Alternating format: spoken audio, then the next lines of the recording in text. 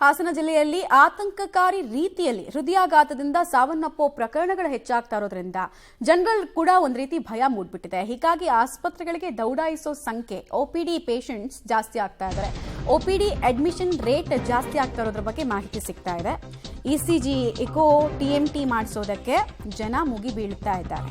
ಆಸ್ಪತ್ರೆಯತ್ತ ನೂರಾರು ಮಹಿಳೆಯರು, ಯುವತಿಯರು ಎಲ್ಲರೂ ಬರ್ತಾ ಇದ್ದಾರೆ. ಆರೋಗ್ಯಕ್ಕಿಂತ ಜೀವನಕ್ಕಿಂತ ಯಾವುದೂ ದೊಡ್ಡದಲ್ಲ ಅಂತ ಗಂಟೆಗಟ್ಟಲೆ ಕ್ಯೂ ಅಲ್ಲಿ ನಿಂತ್ಕೊಂಡಿರೋದು ಕಂಡು ಬರ್ತಾ ಇದೆ. ಹಿಮ್ಸ್ ಆಸ್ಪತ್ರೆ ಹತ್ರ ಏನಿಲ್ಲ ಅಂದ್ರೂ 500ಕ್ಕೂ ಹೆಚ್ಚು ಜನ ದಿನವೊಂದಕ್ಕೆ ಬರ್ತಾ ಇದ್ದಾರಂತೆ. ಎಷ್ಟರ ಮಟ್ಟಿಗೆ ಈ ಸಾವುಗಳು ಭೀತಿಯನ್ನ ಮೂಡಿಸ್ಬಿಟ್ಟಿದೆ ಅನ್ನೋದಕ್ಕೆ ಇದೆಲ್ಲವೂ ಎಕ್ಸಾಂಪಲ್. ಮತ್ತೆ ಇಲ್ಲಿ ತನಕ ನಮಗೆ ಆ ಪ್ಯಾಟ್ರನ್ ನೋಡಿದ್ರೆ ತಲೆ ಕೆಡುತ್ತೆ. ಕೆಲವರು ಚಿಕ್ಕ ಚಿಕ್ಕ ಮಕ್ಕಳು, ಕೆಲವರು ವಯಸ್ಸಾದವರು ಬಿಡಿ, ಇನ್ನೊಂದು ಕಡೆಗೆ ತುಂಬ ಚಿಕ್ಕ ವಯಸ್ಸಿನ ವ್ಯಕ್ತಿಗಳ ಸಾವು. ಕ್ಯೂ ನೋಡ್ತಾ ಇದ್ದೀರಾ ನೀವು. ಕ್ಯೂ ಅಲ್ಲಿ ಎಲ್ಲ ವಯೋವರ್ಗದ ಮಹಿಳೆಯರಿರೋದನ್ನು ಗಮನಿಸ್ತಾ ಇದ್ದೀರಾ. ಆಮೇಲೆ ಒಂದೊಂದು ಕಡೆ ಕೂಡ ಓವರ್ಲೋಡ್ ಆಗಿ ಜನ ಬರ್ತಾ ಇದ್ದಾರೆ. ಆಮೇಲೆ ಇನ್ನೊಂದು ಏನಂದರೆ, ಈಗ ಒಟ್ಟೊಟ್ಟಿಗೆ ಒಮ್ಮೆಲೆಗೆ ಇಷ್ಟು ಜನ ಬರೋದ್ರಿಂದ ಅಲ್ಲಿನ ಸಿಸ್ಟಮು, ಇಕ್ವಿಪ್ಮೆಂಟ್ಗಳು ಕೂಡ ಸರಿಯಾಗಿ ಕೆಲಸ ಮಾಡಲ್ಲ. ಒಂದು ಆಫೀಸಲ್ಲೇ ಒಂದು 100-150 ಜನ ಒಟ್ಟಿಗೆ ನಿಂತ್ಕೊಂಡು ಒಂದು 10 ಜನ ಒಟ್ಟಿಗೆ ನುಗ್ಬಿಟ್ರೆ ಸಾಕು, ಆ ECG ಸರಿಯಾಗಿ ತೋರಿಸಲ್ಲ ನಿಮಗೆ. ಅಬ್ನಾರ್ಮಲ್ ರೇಟ್ಸ್ ಅಂತ ತೋರಿಸುತ್ತೆ, ರೀಡಿಂಗ್ ಅಬ್ನಾರ್ಮಲ್ ಇರುತ್ತೆ. ಹಾಸನ ಜಿಲ್ಲೆಯಲ್ಲಿ ಕಳೆದ 1.5 ತಿಂಗಳಿನಲ್ಲಿ 35 ಮಂದಿ ಹೃದಯಾಘಾತಕ್ಕೆ ಬಲಿಯಾಗಿದ್ದಾರೆ. ಇದು ಜಿಲ್ಲೆಯ ಜನರಲ್ಲಿ ಆತಂಕವನ್ನು ಹೆಚ್ಚಿಸಿದೆ. ಆದರೆ ಹಾಸನ ಜಿಲ್ಲೆಯಲ್ಲಿ ಯಾವುದೇ ಹೃದ್ರೋಗ ಸರ್ಕಾರಿ ಆಸ್ಪತ್ರೆ ಇಲ್ಲ, ಅಲ್ಲದೆ ಹಿಮ್ಸ್ ಆಸ್ಪತ್ರೆಯಲ್ಲಿ ಹೃದ್ರೋಗ ವಿಭಾಗವೂ ಇಲ್ಲ. ಆದರೆ ಇರತಕ್ಕಂಥವರು ಏಕೈಕ ಹೃದ್ರೋಗ ತಜ್ಞರು. ಹಾಗಾಗಿ ಜನರಲ್ಲಿ ಏನು ಒಂದು ಆತಂಕ ಮನೆ ಮಾಡಿದೆ. ಅವರೆಲ್ಲರೂ ಸಹ ಈಗ ಆಸ್ಪತ್ರೆಗೆ ಹೆಚ್ಚಿನ ಸಂಖ್ಯೆಯಲ್ಲಿ ಆಗಮಿಸಿದರೆ ನಾವು ದೃಶ್ಯದಲ್ಲಿ ಗಮನಿಸಬಹುದು.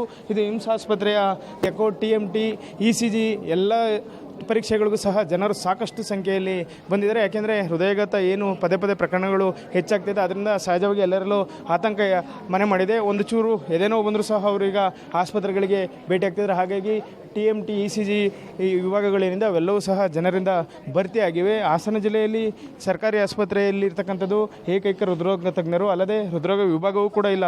ಆದರೂ ಸಹ ಇರತಕ್ಕಂತಹ ವೈದ್ಯರೊಂದಿಗೆ ಈಗ ಬರ್ತಕ್ಕಂತಹ ರೋಗಿಗಳಿಗೆ ತಪಾಸಣೆ ನಡೆಸಿ ಚಿಕಿತ್ಸೆಯನ್ನು ನೀಡಲಿಕ್ಕೆ ಎಲ್ಲರೂ ಸಹ ಕಾರ್ಯಪ್ರವೃತ್ತರಾಗಿದ್ದಾರೆ. ಮತ್ತೊಂದೆಡೆ ಪುರುಷರ ECG ಕೊಠಡಿಯೂ ಸಹ ಇದೆ.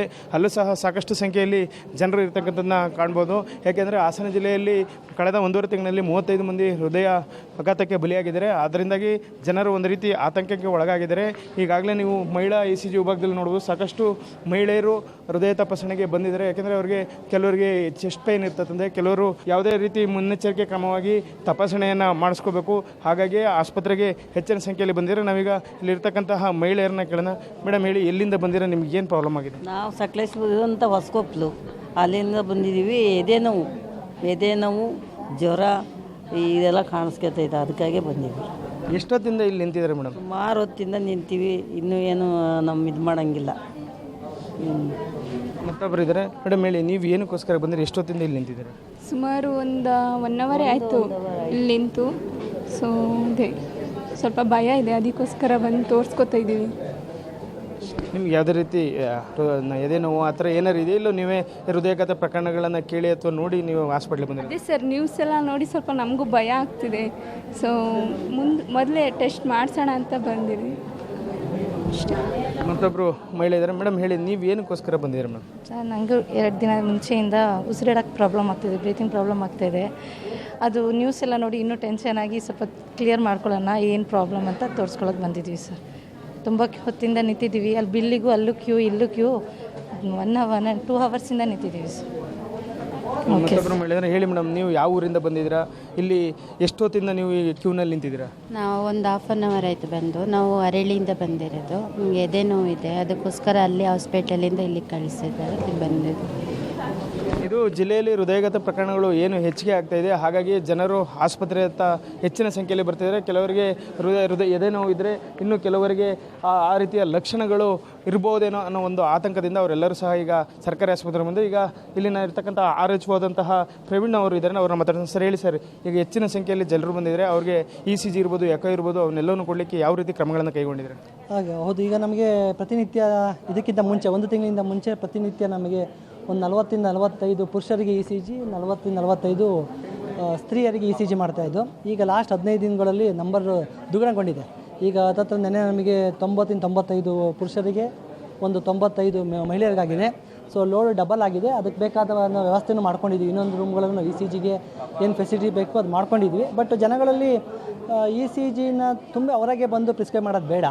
ಈಗ ನಮ್ಮ ಫಿಸಿಷಿಯನ್ಸ್ಗಳು ಇರ್ತಾರೆ, ಬಂದು ತೋರಿಸ್ಕೊಂಡು ಯಾರಿಗೆ ಅವಶ್ಯಕತೆ ಇದೆ ಅವ್ರಿಗೆ ಡೆಫಿನೆಟಾಗಿ ನಾವು ಮಾಡಿಸ್ತೀವಿ.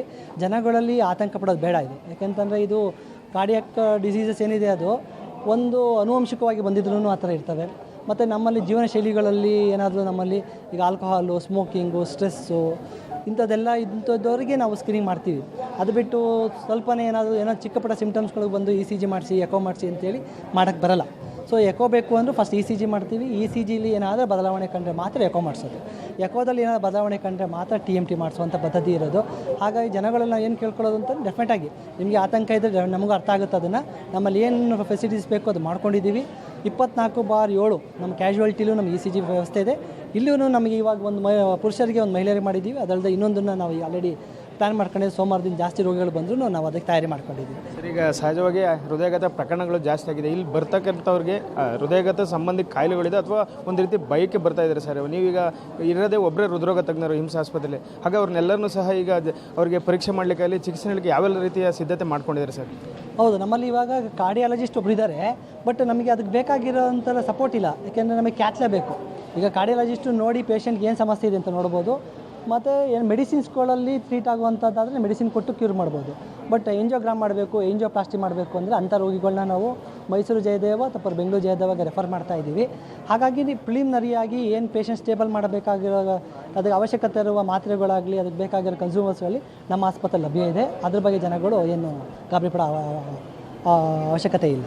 ಸರ್, ಈಗ ಕೆಲವೊಂದು ಔಷಧಿ ಇಂಜೆಕ್ಷನ್ ಹಿಡಿದು ಅವೆಲ್ಲವೂ ಸಹ ಸ್ಟಾಕ್ ಇದೆಯಾ ಸರ್ ಇಲ್ಲಿ? ಹೌದೌದು, ನಮ್ಮ ಹತ್ರ ಏನು ಪ್ರಿಲಿಮಿನರಿ ಅಥವಾ ಪ್ರೈಮರಿ ಟ್ರೀಟ್ಮೆಂಟ್ಗೆ ಏನು ಬೇಕೋ ಅದು ನಮ್ಮ ಹತ್ರ ಇದೆ. ಮತ್ತು ಸರ್ಕಾರದಿಂದಲೂ ಒಂದು ಟೆನೆಕ್ಟೋಪ್ಲೇಸ್ ಅಂತ ಇಂಜೆಕ್ಷನ್ ಕೊಡ್ತಾ ಇದ್ದಾರೆ. ಸೊ ಹಾಗಾಗಿ ನಮಗೆ ಮಾತ್ರೆಗಳಾಗಲಿ ಔಷಧಿ ಉಪಕರಣಗಳಾಗಲಿ ಯಾವುದೇ ಥರ ಸಮಸ್ಯೆಗಳಿಲ್ಲ. ಇದು ವೈದ್ಯಾಧಿಕಾರಿಗಳು ಹೇಳ್ತಾ ಇರ್ತಕ್ಕಂಥದ್ದು. ಏನು ಆತಂಕಕ್ಕೊಳಗಾಗಿ ಕೆಲವರು ಎದೆನೋವು ಇದ್ದಾಗಲೂ ಸಹ ಅವರು ಆಸ್ಪತ್ರೆಗೆ ಹೆಚ್ಚಿನ ಸಂಖ್ಯೆಯಲ್ಲಿ ಬರ್ತಾ ಇದ್ದಾರೆ. ಆದರೂ ಸಹ ನಾವು ಹೆಚ್ಚಿನ ವಿಭಾಗಗಳನ್ನು ತೆರೆದು ಅವರೆಲ್ಲರಿಗೂ ಸಹ ಅಗತ್ಯವಿದ್ದರೆ ಎಕೋ, ಟಿ ಎಮ್ ಟಿ ಅಥವಾ ಇ ಸಿ ಜಿಯನ್ನು ಪರೀಕ್ಷೆಯನ್ನು ಮಾಡಿ ಅವರಿಗೆ ಎಲ್ಲ ರೀತಿಯ ಯಾವುದೇ ತೊಂದರೆ ಆಗದ ರೀತಿ ಚಿಕಿತ್ಸೆಯನ್ನು ನೀಡಲಿಕ್ಕೆ ಸೌಲಭ್ಯಗಳನ್ನು ಒದಗಿಸಿದ್ದೀವಿ. ಆದರೆ ಏನು ಜನಸಂಖ್ಯೆ ಹೆಚ್ಚಾಗಿ ಬರ್ತಾ ಇದ್ದಾರೆ, ಅದರಿಂದಾಗಿ ಈಗ ಪ್ರತ್ಯೇಕವಾಗಿ 3 ವಿಭಾಗಗಳನ್ನು ತೆಗೆದು ಆ ಮೂಲಕ ಯಾರಿಗೂ ತೊಂದರೆ ಆಗದಂಥ ರೀತಿ ಅವರಿಗೆಲ್ಲ ರೀತಿಯ ಪರೀಕ್ಷೆಗಳನ್ನು ಮಾಡ್ತಾ ಇದ್ದೀವಿ ಅಂತ ಅಧಿಕಾರಿಗಳು ಹೇಳ್ತಾ ಇರ್ತಕ್ಕಂಥದ್ದು. ಕ್ಯಾಮ್ರಾ ಪರ್ಸನ್ ನಾಗರಾಜ್ ಜೊತೆ ಶಶಿಧರ್ ಬಿಸಿ, ಪಬ್ಲಿಕ್ ಟಿವಿ, ಹಾಸನ.